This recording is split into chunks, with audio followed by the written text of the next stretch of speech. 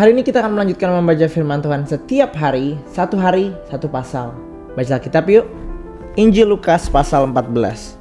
Penyembuhan orang sakit, busung air pada hari Sabat. Pada suatu hari Sabat, Yesus datang ke rumah salah seorang pemimpin orang-orang Farisi untuk makan di situ. Semua orang mengamat-ngamati dia dengan seksama. Datanglah seseorang yang sakit busung air berdiri di hadapannya. Lalu Yesus berkata kepada ahli-ahli Taurat dan orang-orang Farisi itu, apakah boleh menyembuhkan orang pada hari Sabat atau tidak? Mereka diam semuanya. Ia memegang dan menyembuhkan orang sakit itu serta menyuruhnya pergi. Kemudian ia berkata kepada mereka, siapakah di antara kamu yang kalau anaknya atau lembunya terperosok ke dalam sebuah sumur pada hari Sabat tidak segera menariknya keluar? Mereka tidak mampu menjawabnya. Pelajaran bagi yang diundang dan yang mengundang. Ayat 7. Karena Yesus melihat bagaimana para undangan memilih tempat-tempat kehormatan, ia menyampaikan perumpamaan ini kepada mereka. Kalau engkau diundang seseorang ke pesta perkawinan, janganlah duduk di tempat kehormatan. Mungkin seseorang yang lebih terhormat daripada engkau telah diundangnya. Lalu orang yang mengundang engkau dan dia tahu, datang dan berkata kepadamu, berilah tempat ini kepada orang itu. Engkau pun dengan malu harus pergi duduk di tempat yang paling rendah. Tetapi apabila engkau diundang, pergilah duduk di tempat yang paling rendah, sehingga apabila tuan rumah datang, ia akan berkata kepadamu, sahabat, silahkan duduk di tempat yang lebih terhormat.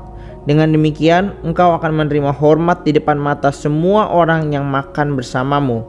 Sebab siapa yang meninggikan diri akan direndahkan, dan siapa yang merendahkan diri akan ditinggikan.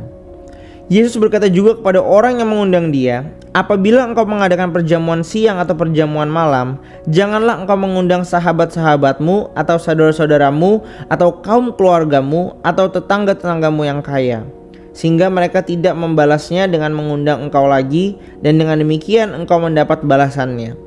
Tetapi apabila engkau mengadakan perjamuan, undanglah orang-orang miskin, orang-orang cacat, orang-orang lumpuh, dan orang-orang buta. Engkau akan berbahagia karena mereka tidak mempunyai apa-apa untuk membalasnya kepadamu, sebab engkau akan mendapat balasannya pada hari kebangkitan orang-orang benar. Mendengar itu, salah seorang yang turut makan berkata kepadanya, berbahagialah orang yang akan dijamu dalam kerajaan Allah.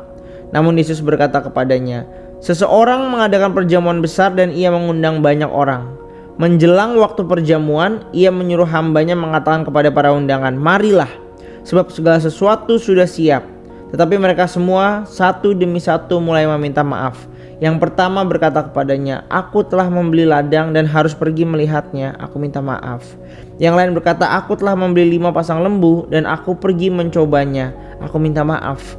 Yang lain berkata, aku baru menikah dan karena itu aku tidak dapat datang.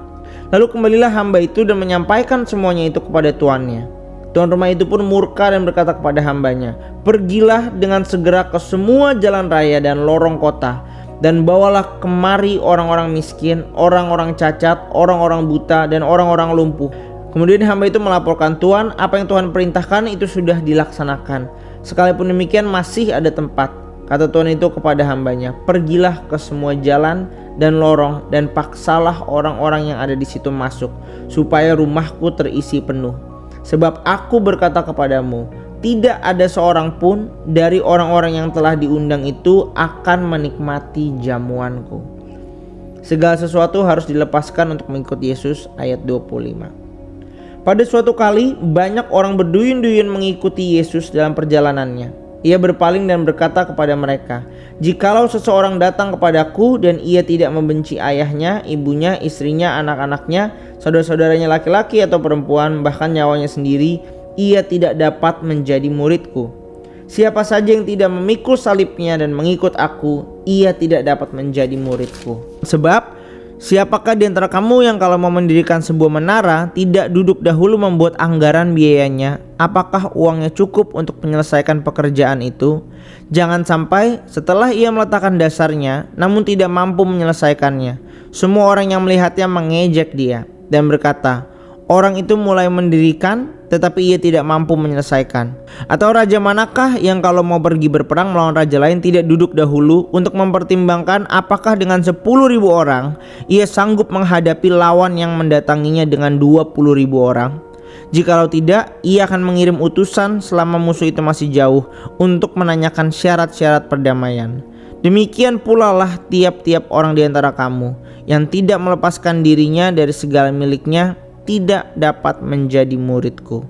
Garam memang baik, tetapi jika garam pun menjadi tawar, dengan apakah ia diasinkan? Tidak ada lagi gunanya baik untuk ladang maupun untuk pupuk, dan orang membuangnya saja. Siapa yang mempunyai telinga untuk mendengar, hendaklah ia mendengar. Dan itulah Injil Lukas pasal 14. Besok kita akan melanjutkan kembali membaca firman Tuhan setiap hari, satu pasal.